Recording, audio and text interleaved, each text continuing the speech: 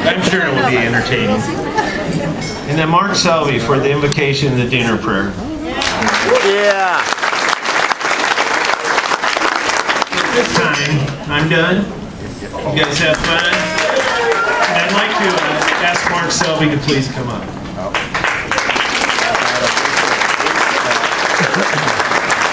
So it'll be a few minutes before we get to the actual prayer. We got a couple things to do, right, Joel?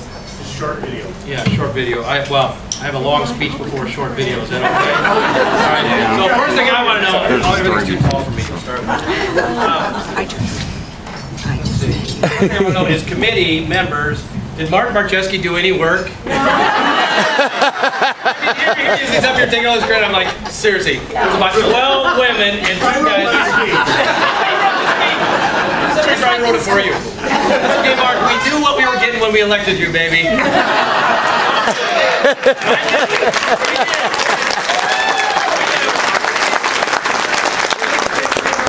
We want to talk a little bit about those who couldn't make it tonight. So I've been asked to kind of introduce a video that Joel put together.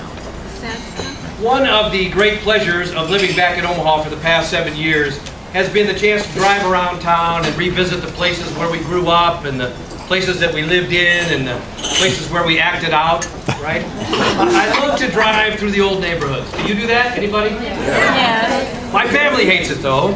If I ever want to be left alone, all I have to say is, hey guys, let's go for a drive. And they all scatter, right? Because they know from experience that we might start out on a scenic drive to Memorial Park, but we are always going to end up at 60th and Hartman, 52nd and Military, or 72nd and Ames. Driving the old streets and seeing those old places and listening to the old music and smelling the old smells takes me back to those fun and carefree days that we all shared together.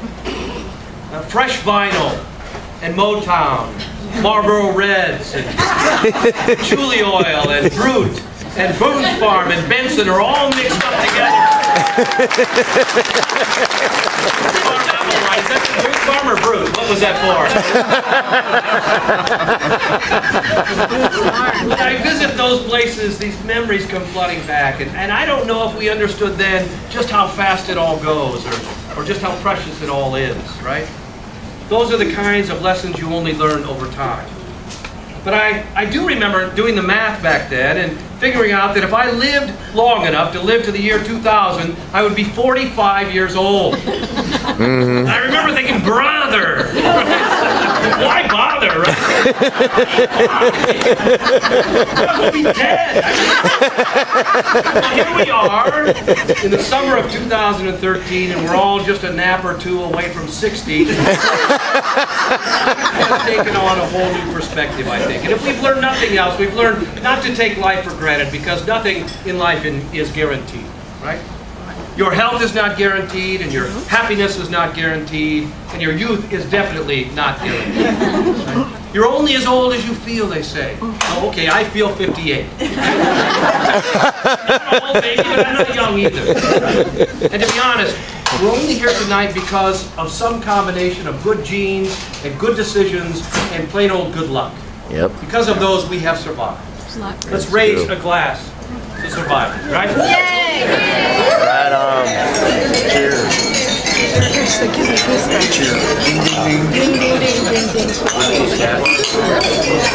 You know, there are some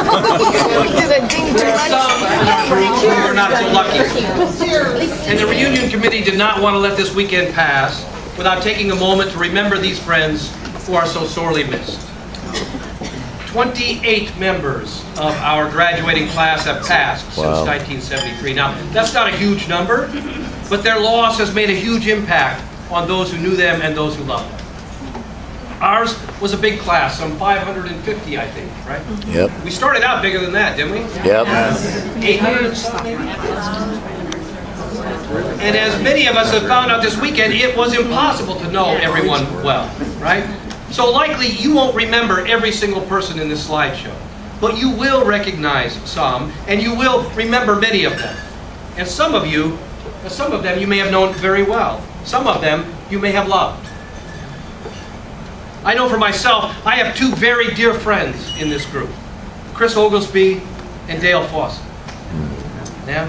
And when I drive around the old neighborhoods and I see our houses and the places we hung out and remember all the millions of laughs we shared and the trouble we caused and the insane things we did, the things that I would absolutely cream my own kids for doing, right? Yeah? When I remember all that, all I can do these days is smile. Chris and Dale are gone. So are Michelle and Jeff and some 24 others. But we are responsible to keep them alive in our hearts and in our memories. They live on because we keep them alive, because we refuse to let them die completely.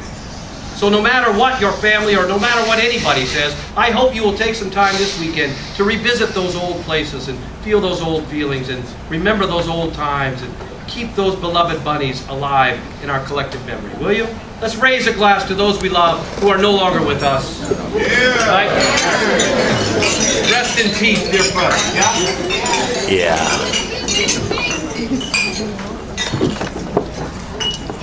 And one last thing.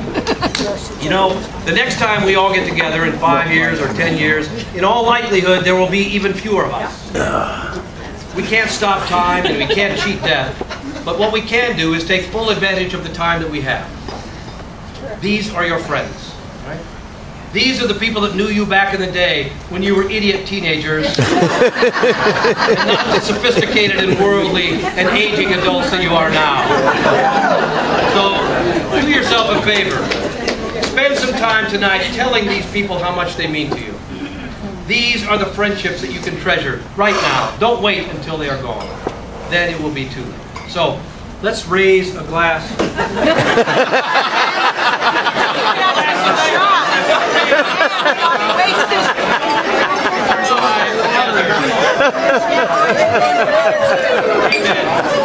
another shot.